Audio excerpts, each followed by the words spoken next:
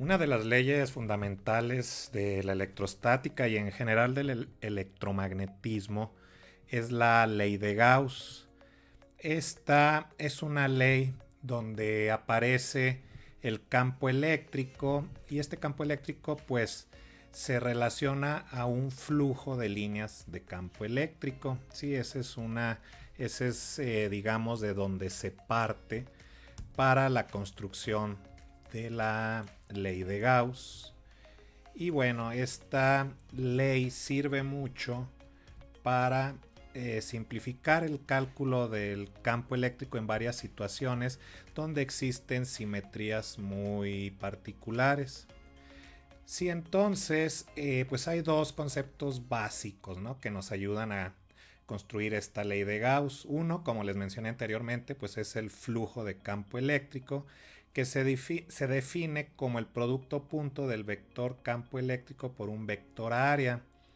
El vector área, aquí se los muestro en la figura, es un vector que va a ser, es este vector verde, este es el vector área que es normal a la superficie, una superficie de área A, ¿sí? Y aquí en rojo estoy señalando el vector campo eléctrico. Entonces fíjense que entre ambos vectores pues va a haber un ángulo, siempre va a haber un ángulo. Y al ser esto un producto punto, pues vamos a utilizar en su representación escalar un coseno de teta. Si se van a ver la definición del producto punto, van a ver que ahí aparece un coseno de teta cuando hacen este producto punto entre dos vectores, ¿sí? Ahora, otro concepto importante es el de superficie gaussiana. Esta es una superficie que pues sirve para definir el flujo. Sin una superficie a través de la cual pasen las líneas de campo eléctrico no podemos hablar de un flujo de campo eléctrico. Entonces, un recurso que podemos utilizar para siempre poder construir un flujo eléctrico es usar lo que se conoce como una superficie gaussiana, la cual al final de cuentas es una superficie imaginaria, pero tiene esa importancia que es la que nos permite calcular el flujo de campo eléctrico y además deben cerrar o lo que buscamos es encerrar la carga o distribución de carga con esta superficie, y eso es lo que nos va a ayudar mucho a poder calcular el campo eléctrico que se está generando, ya sea por esa carga, por ese conjunto de cargas o por esa distribución o cuerpo cargado, ¿sí?, dependiendo qué caso estemos analizando. Bueno, aquí les muestro, bueno, la idea era mostrar aquí esa superficie ahí en dos dimensiones, pero a ver, aquí aparece mejor. Y esto que les pongo aquí en azul, pues es la ley de Gauss, es una manera pues bastante simplificada de escribir esta ley, donde esta phi mayúscula pues representa el flujo de campo eléctrico. Aquí está la definición que ya les había mencionado, y la ley de Gauss nos dice que este flujo a través de una superficie cerrada siempre va a ser igual a la carga total que encierra esa superficie dividida entre epsilon cero. Por ejemplo, aquí está una carga que podemos considerar una carga puntual, esto que está aquí en rojo, y vamos a encerrarla con esta esfera azul, aunque aquí se ven dos dimensiones, pero estamos considerando que es una esfera. Esa es la superficie gaussiana en este caso. Y lo que nos dice la ley de Gauss es que el flujo a través de esa esfera azul siempre va a ser igual a la carga total que encierra esta esfera azul, que en este caso sería la Q roja, dividida entre epsilon cero. Aquí esta figura también nos sirve para fijarnos en algunas otras, bueno, en características más bien de los vectores. Fíjense, aquí está el vector campo eléctrico que sale de esta carga puntual. Acuérdense que cuando es positiva las líneas salen, ¿no? Son vectores radiales que van saliendo de la carga positiva. Y aquí también estoy representando este diferencial de área. Es un vector diferencial de área con esta flecha negra. Y este vector por definición siempre debe ser perpendicular a la superficie. En este caso estoy usando un diferencial porque al ser una superficie curva, pues hay que ir tomando secciones muy pequeñitas, digamos que punto a punto de la superficie, y a cada una se le asigna un diferencial de área perpendicular a esa superficie. Ahora, a través de cada uno de esos puntos, pues también va a pasar un vector área. Y en todos los casos sobre esta esfera, pues se va a cumplir esta geometría que se ve aquí. Es decir, ambos vectores son paralelos para esta simetría. Y esto permite simplificar mucho el cálculo del flujo de campo eléctrico, como lo vamos a ver más adelante en algunos ejemplos. Ahora, podemos usar otro tipo de simetrías, no todo tiene que ser una esfera, no es la única superficie cerrada que existe. Por ejemplo, este ejercicio tiene que ver con una línea muy larga cargada positivamente, también se le llama una línea infinita de carga, así le suelen llamar en algunos ejemplos o textos. Y bueno, la pregunta que nos hacemos aquí o que queremos contestar es ¿cuál es el campo eléctrico a una distancia R de esta línea cargada? Más específicamente, ¿cuál es la magnitud del campo eléctrico que mediríamos a una distancia de la línea? La distancia es de la línea radialmente hacia afuera. Y bueno, aquí vamos a ubicarnos en este punto. Ahí pues tiene que pasar a ver una línea de campo eléctrico. Nos interesa este vector campo eléctrico, ¿qué magnitud tiene aquí? ¿Sí? La simetría de este problema nos sugiere más bien pues utilizar una superficie cerrada en forma de cilindro, como el que se ve ahí. Esa es la superficie gaussiana. Acuérdense que es una superficie imaginaria, nada más es un auxiliar para definir el flujo de campo eléctrico. Ahora, ya que tenemos esta superficie, podemos usar la ley de Gauss de manera con una integral, ¿sí? Esta es otra manera de escribir la ley de Gauss, donde esta integral es sobre una superficie cerrada, ¿sí? Y aquí aparece el diferencial de área. Estos son dos vectores y es un producto punto. Ahora, fíjense que aquí el vector diferencial de área y el vector campo eléctrico son paralelos. Entonces el producto punto podemos hacerlo un producto entre escalares porque el ángulo entre ambos vectores es de 0, ¿sí?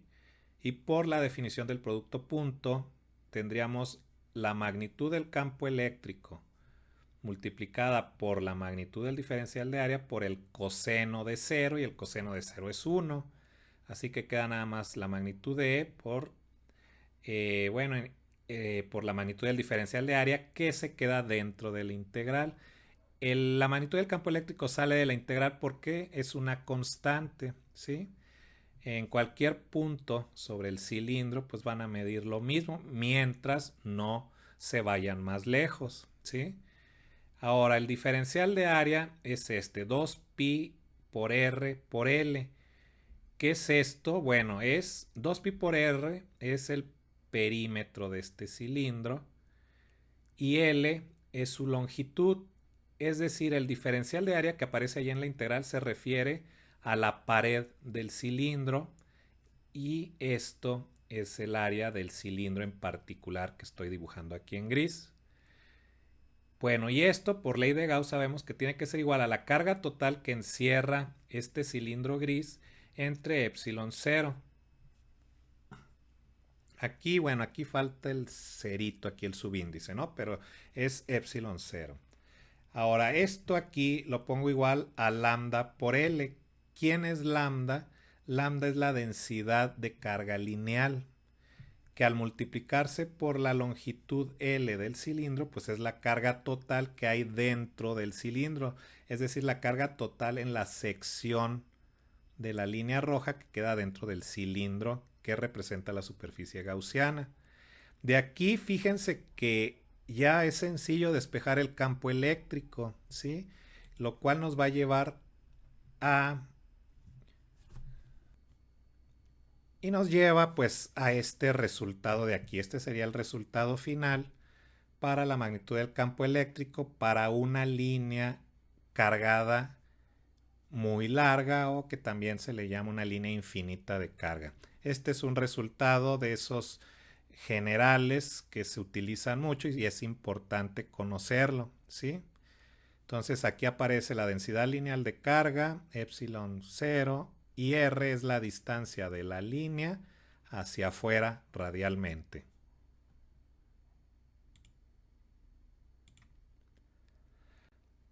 Con esto pueden ver que la ley de Gauss pues, puede ser muy útil para calcular campos eléctricos considerando simetrías muy marcadas, muy específicas, ¿sí? Como la que les mostré de la carga puntual.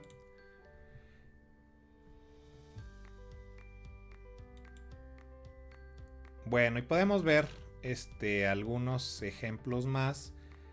Y bueno, antes tenemos que recordar y bueno, y más bien aclarar, porque no lo había escrito de esta manera, que el flujo de campo eléctrico ya de manera más formal es una integral, y en este caso estoy utilizando una integral sobre superficie cerrada, que es el tipo de superficie que nos interesa para la ley de Gauss, del producto punto del vector campo eléctrico con un vector diferencial de área, como les mostré anteriormente.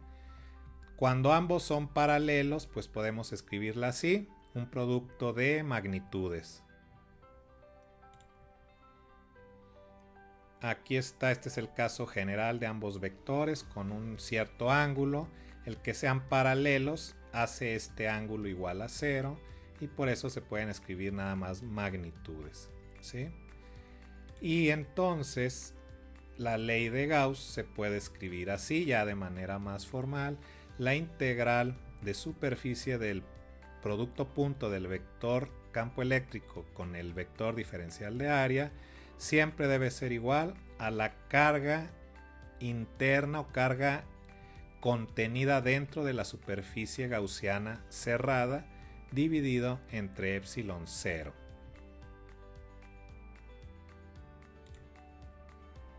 Esto es otra vez la ley de Gauss, ¿sí? Ahora vamos a aplicar en algunos ejemplos esta definición. Por ejemplo, para una carga puntual, queremos demostrar que se cumple que el flujo de campo eléctrico es igual a la carga puntual entre epsilon 0, que es, bueno, lo mismo que tengo aquí. Y voy a aplicar lo que les mencioné anteriormente de esta integral sobre una superficie cerrada del producto punto de estos vectores. Aplica digamos, este caminito de ir separando, más bien sacando el campo eléctrico de la integral por ser una constante. Antes hicimos el producto punto entre vectores paralelos y al final queda nada más la integral cerrada sobre la superficie gaussiana. Esta es la superficie gaussiana, es una figura que ya les había mostrado anteriormente. Y fíjense, aquí el flujo de campo eléctrico, ¿qué es esto de aquí? Es el campo eléctrico de una carga puntual. Aquí la K, recuerden que es igual a 1 sobre 4 pi epsilon 0, es otra manera de escribirla. Q es la carga puntual. R cuadrada, pues es el radio, en este caso de la esfera gaussiana, que es ese radio, es otra manera de llamarle a la distancia a la que queremos calcular el campo eléctrico. 4pi por r cuadrada es el área de la esfera gaussiana, de esta esferita de aquí. Y bueno, si hacen aquí las operaciones, el álgebra, la simplificación, pues llegan a esta expresión que es lo que queríamos demostrar, ¿sí? Así que la ley de Gauss pues digamos, nos permite llegar a este resultado o al revés, el que tengamos, que conozcamos el campo eléctrico que genera una carga puntual, si lo combinamos con el concepto de flujo a través de una superficie cerrada, nos permite llegar a la ley de Gauss.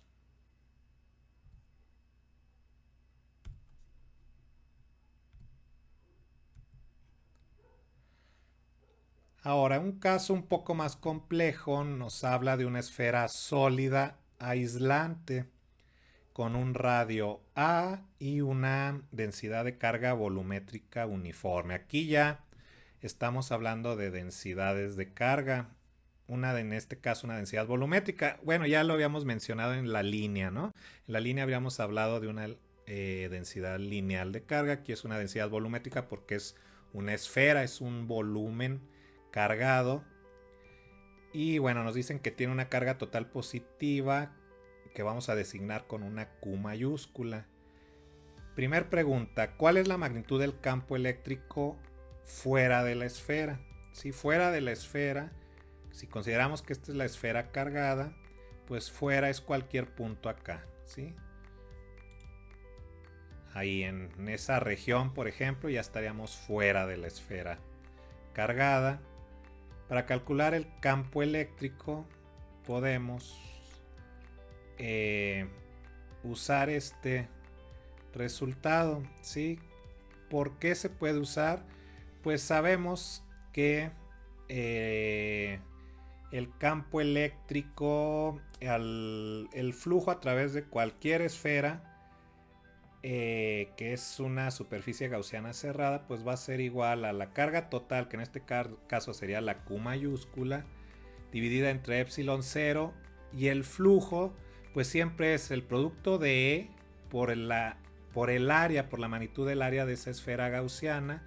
Y si checamos el resultado anterior, fíjense aquí, este es el área de una esfera, si es 4pi por r cuadrado. Entonces, ya sea para una carga puntual o para una esfera cargada, pues vamos a tener este resultado, ¿sí? No hay diferencia en cuanto a la magnitud para el campo eléctrico mientras estemos afuera de la esfera cargada, ¿sí? Es decir, en este caso para una R mayor que A. Ahora, ¿cuál será la magnitud del campo eléctrico dentro de la esfera? En este caso, sí es más complejo el análisis, hay que irse con más cuidado, porque al ser una esfera aislante, esta esfera aislante tiene carga adentro de ella misma. Es una carga que va desde el centro de la esfera hasta afuera. En cualquier volumen cualquier pedacito de esfera que agarremos va a tener carga eléctrica. Afortunadamente el ejercicio nos dice que la densidad volumétrica de carga es uniforme. Entonces eso va a facilitar las cosas. A eso nos referimos, a estar dentro de la esfera, y queremos saber cuál es el campo eléctrico en un punto aquí en la superficie de esta esfera. La magnitud del campo eléctrico va a ser igual en cualquier punto de estos, porque están todos a la misma distancia del centro de esta esfera cargada, ¿sí? Bueno, aplicando primero la definición de flujo de campo eléctrico a través de una superficie cerrada, ahí está, es lo mismo que hemos venido aplicando. Lo que aquí tenemos que tener cuidado es en poder calcular o especificar cuál es la carga interna, es decir, cuál es la carga total dentro de esta esfera naranja, que no es la carga total de la esfera, es menos carga. Y se puede calcular de esta manera, ¿sí? Donde yo estoy usando la densidad volumétrica multiplicada por un B', que es el volumen de la esfera naranja, ¿sí? Ese volumen se puede calcular con esta expresión, 4/3 de pi por r cúbica. Y es lo que vamos a sustituir ahí. Haciendo la sustitución y la simplificación, fíjense que podemos llegar aquí a la magnitud del campo eléctrico en función de la densidad volumétrica de carga, que si consideramos que densidad volumétrica es igual a la carga total entre el volumen total de la esfera, podemos hacer esta sustitución y encontrar que la magnitud del campo eléctrico en cualquier punto dentro de la esfera aislante cargada es igual a esto, que ya es bastante distinto al campo cuando estamos fuera de la esfera cargada.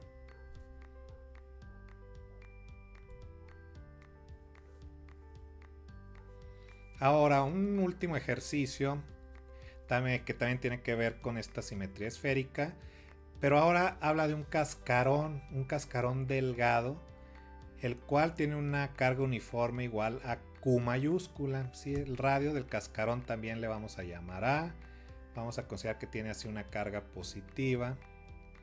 Y entonces nos interesa saber la magnitud del campo eléctrico otra vez en dos puntos, afuera del cascarón y dentro del cascarón. ¿Sí? Afuera del cascarón es en una región hacia afuera, acá, en el borde de esta esfera. ¿Sí? Y este sería nuevamente, ¿sí? Es la misma, es el mismo razonamiento que anteriormente, donde Q es la carga total del cascarón. Esto para R mayor que A. ¿Sí? Este siempre es afuera, suele ser el resultado más sencillo para estas simetrías.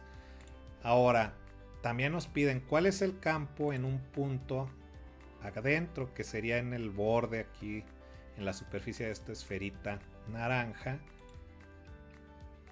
Y fíjense, esto es interesante, dentro del cascarón no existe ninguna carga eléctrica, toda la carga está aquí en el cascarón, aquí adentro no hay ninguna carga. Entonces la ley de Gauss pues nos dice que si la carga interna o interior a la superficie gaussiana es esta esferita naranja, si la carga interior es cero, pues el campo va a ser cero, ¿sí? Porque el flujo es cero, y al despejar el campo eléctrico de la ecuación del flujo, pues vamos a tener que la magnitud del campo eléctrico pues es igual a cero, lo cual pues nos lleva a un resultado también bastante sencillo, pero no deja de ser interesante, que estando dentro de una distribución de carga, el campo sea cero, ¿sí? Quizá no es tan intuitivo, podríamos esperar que sí existiera un campo eléctrico. Sin embargo, los vectores se cancelan adentro de la distribución y no vamos a medir ningún campo eléctrico dentro de ese cascarón esférico con carga en su superficie.